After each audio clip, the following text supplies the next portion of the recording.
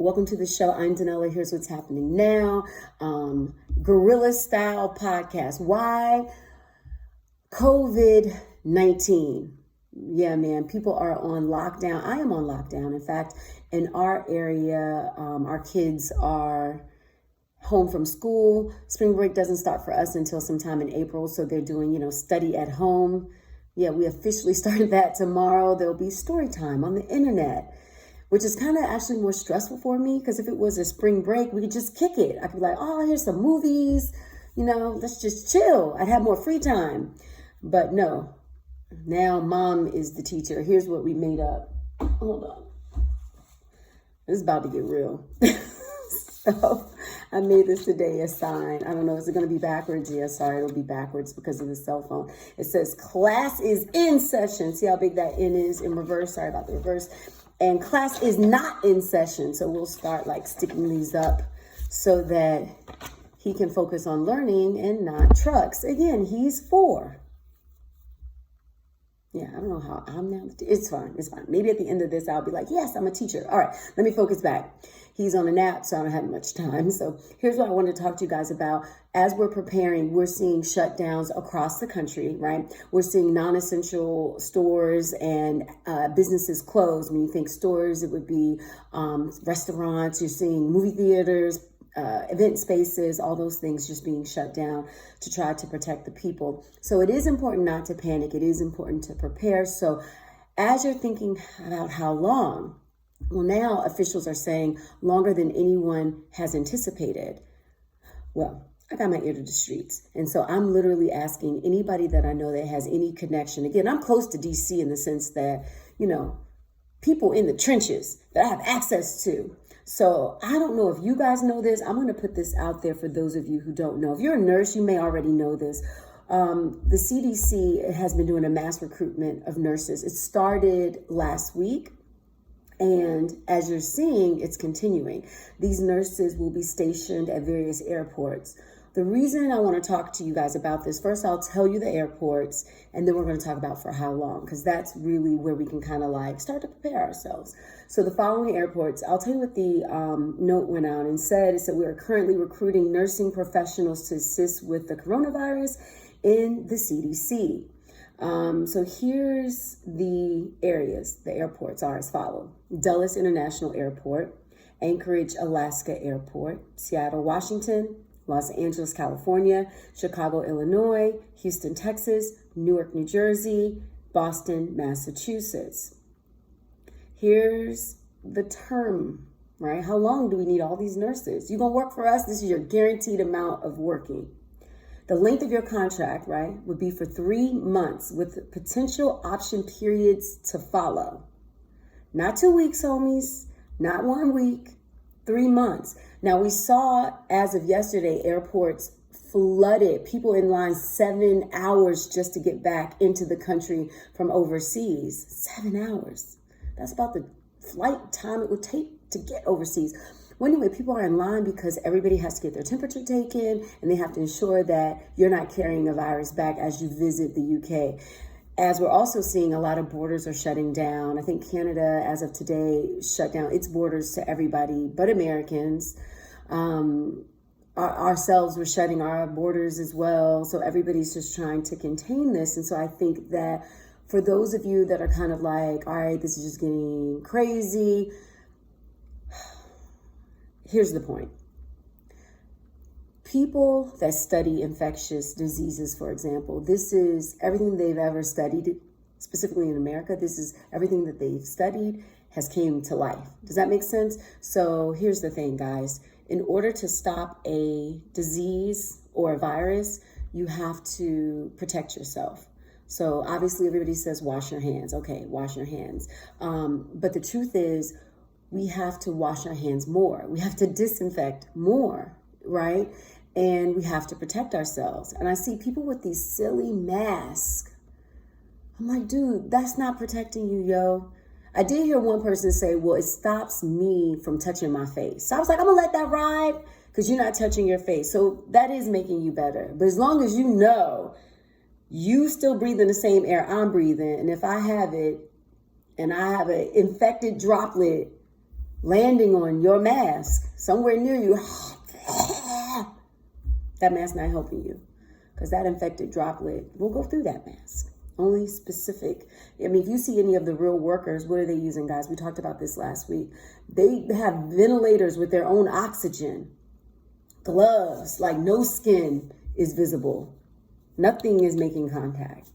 So yeah, man, 3 months at the major airports. And this was affecting me because I was kind of like planning to do some trips out of town.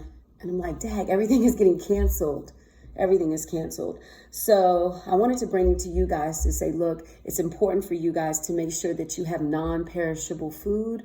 What we're seeing overseas, other countries, they say that when they run out of food, they have to ask to go to the grocery store, or they have to limit the amount of people. Because think about it, in most of our areas, you're not allowed to go to a place. You can't have more 50 people in one place. That makes sense? And I'm just saying, if the CDC is doling out contracts for nurses to come to the most popular airports, right? International airports here, Newark, New Jersey, come on direct to New York City, got that. If they're doing that and they're willing to do it for 3 months, that's where we have to kind of prepare ourselves to say, okay, let's get a little bit more prepared than we would have been before. Making sure that we have enough food. I know everybody's freaking out about this toilet paper, but yeah, more so food. I'm sure you'll have toilet paper. Making sure you have enough supplies for your family in case you do have to stay home for longer than you expected, because they staffing up airports. The other thing that I'm seeing, I'm asking people that work for the government, various departments, and here's what's been happening. So if you don't have your ears to the streets, cats in DC, you're kind of like, yeah, we may know this, but do you know that it's multiple people with the same story? And that's this, is that multiple departments or branches of government workers have already sent their workers home and have approved budgets to telecommute, right? To telework, if you will, for 3 months, right? I heard somebody tell me, oh yeah, I'm working from home till May. I had somebody else tell me, oh, I'm working from home indefinitely. Like, that was your date? Indefinitely? That's a date. That's a date. So just putting all of these pieces together just makes me think, yeah, guys, we don't need to prepare. We just have to brace ourselves for a different way of life. So even for myself, normally, I do my podcast. I air them on Fridays, and I got my makeup and I got my information ready to go. I got my mic, and now I'm like, I don't have time for all that. Sorry, guys, we just gonna have to keep it real 100. I guess this will be my official first video of no makeup. Sorry, people do that. I'm like, I guess it's cool, but I'm doing it because I have no choice. I mean, I got no choice for that. Yeah, like I said, the little one will be up soon. And yeah, we're still, having a bunch of preparation to do. Cooking meals, freezing meals to free up more time to do fun stuff. You know what I mean? Because if you have a child that's like awake a long time of your day and can't be alone because it's not safe for that child, or yourself, because you might, hurt that child. You might be like, stop touching it. I said, stop touching it. Right. We ain't get there yet. It's crazy. It's been like one day. It's not really one day. Emotionally, it's been for me a week, because I knew it was coming by, like I said, talking to other people. So I was preparing. But our area was notified, I want to say last Thursday, that school would be closed Monday. I do know that South Carolina, and I couldn't believe this, South Carolina shut their schools last night. Sunday night. Yes, last night. Today, Tuesday. God dang, what is today? Okay, it's been 2 days. Cabin fever, I'm going crazy. All right, guys, I don't want to make it too crazy for you. All right, so they didn't announce it until Sunday night. So parents were like, wait, what? Our kids aren't going to school tomorrow? And I remember saying, but aren't you watching the news? Like, why? This is not a surprise. Did your teachers not prepare? And I was told, no, there's no homeschool. Kids are just out. So some school districts and some governments, great in being prepared, in the sense of saying, like, they knew the schools were going to shut down, so the teachers worked a bit in advance and prepared packets for the kids to take home, so that the kids can have work with their parents until spring break starts. But I definitely think on the safe side, guys, I don't see it being just 2 weeks. How can it be when we're seeing more and more closures across this country? And man, let me just say, go back to West Virginia. West Virginia gets a lot of disses. You know, everybody's like, oh, West Virginia is backwards. But so far, allegedly, they don't have any coronavirus in that area. So you might have to make a move, maybe. The other thing that everybody's watching is obviously the stock market. I don't even want to talk about it. From the last time I saw you guys, it was bad. And it's worse.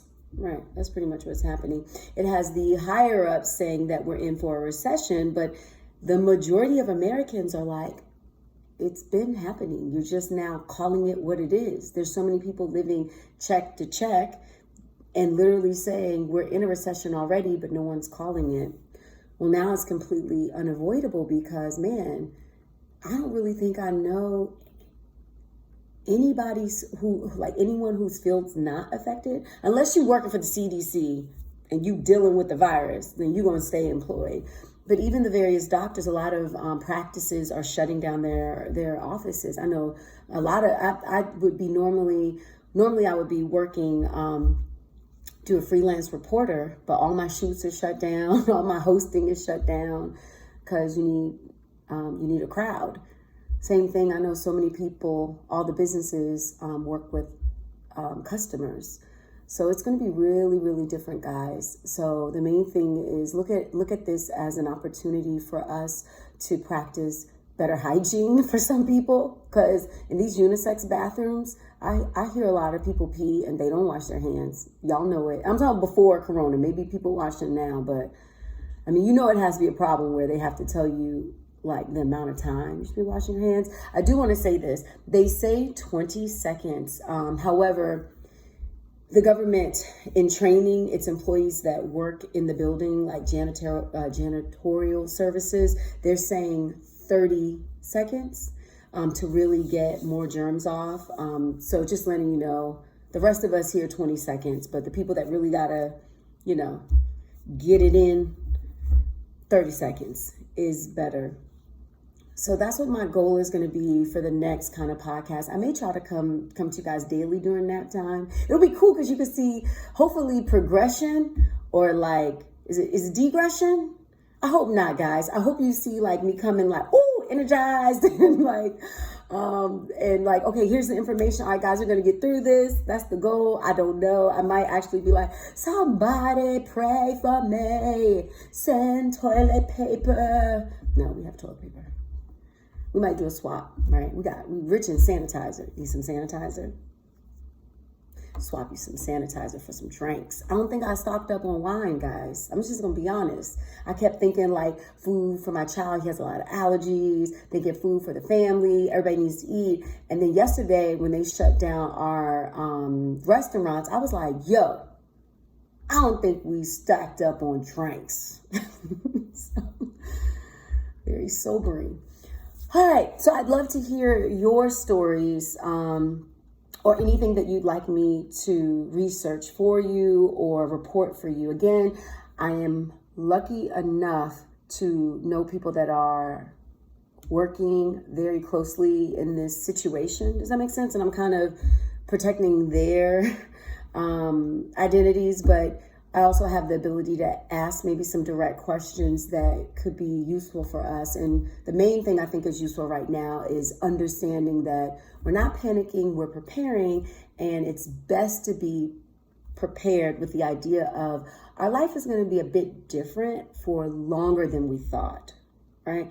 You can still take it day by day, but think of it as, okay, things just have to move differently until this is under control. And by no means is it under control. The other thing I want to say before I go real quick, guys, exercise good judgment. I can't tell you the amount of birthday parties I'm seeing people still go to. I'm not saying don't do anything. I'm just saying, how do you know who you're inviting isn't sick? So then don't you want to protect like these old people and kids?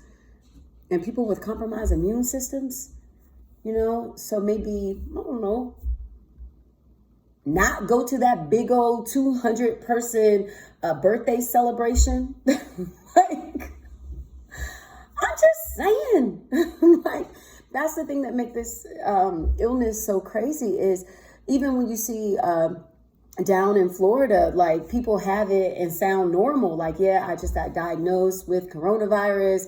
I feel a little like maybe I'm coming down with a cold, but no, I've been feeling great for weeks. Although, you've had it for weeks.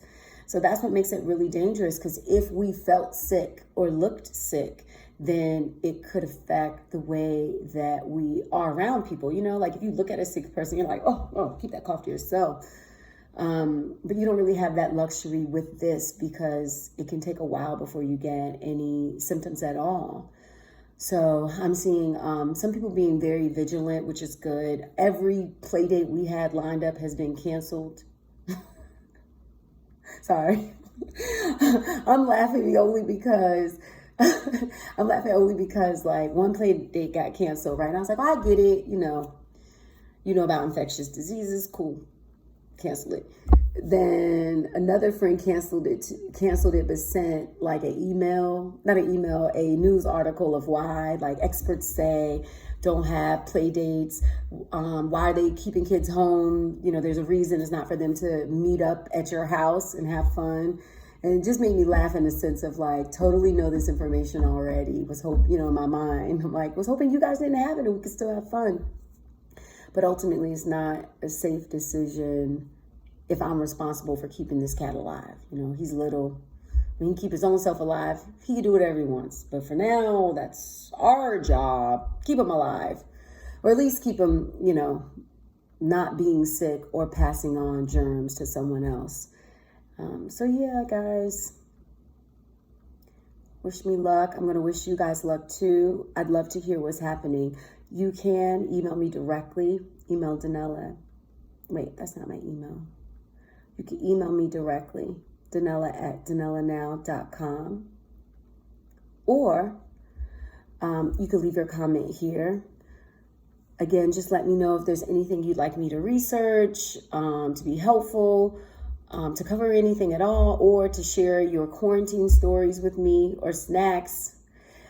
Last thing, I know I keep saying the last thing, but these are things I keep thinking about. I'm like, man, as an American, we're so used to, how do I say it? Like, when we hear quarantine, for example, as an American, we're like, oh, we got to stack up on wine, for example, right? And I'm like, oh, first world problems, because it's sad in a sense, like literally you should be like, do you have enough dried foods? How's your water supply? But I know a lot of people were like, we need flour and sugar because we got to make cakes, yo. Maybe that's just me. Yeah, that was me. Not for cakes, cookies. I'm just saying, it's the little things. All right, so stories of survival. That's what we're going to do. We're going to keep this thing going. The main thing is, again, we have the ability to become stronger in the eyes of a crisis. We have that ability as human. The main thing is not to lose our humanity. It is going to get very difficult. A lot of people are losing a lot of money every day because of this. But the main thing that we have to be grateful for is the fact that you're alive. For those of you that are watching this that are unaffected, that's something to be grateful for. For those of you that are watching this that you have family members that are there with you, that's something to be grateful for. Or even friends, the fact that you're alive during this time period where we have the internet and can connect with one another virtually. Because FaceTime is saving people. The fact that you can, okay, I can't get to see my relative, but we can FaceTime. That also is a blessing. All right. As always, thank you for joining. Again, like I said, I'm going to try to come to you guys every day if I can with information. I'm getting information daily. Just people sending things of like, hey, let people know about this, let people know about this. So I still have things to talk to you guys about in the future. And I want to be able to do that more frequently than once a week. Just depends on whether this cat really takes a nap. So yeah, pray this cat, that's my son, keeps taking a nap, then I can come and connect to you. Okay? Be blessed, stay safe, and remember, don't panic, be prepared.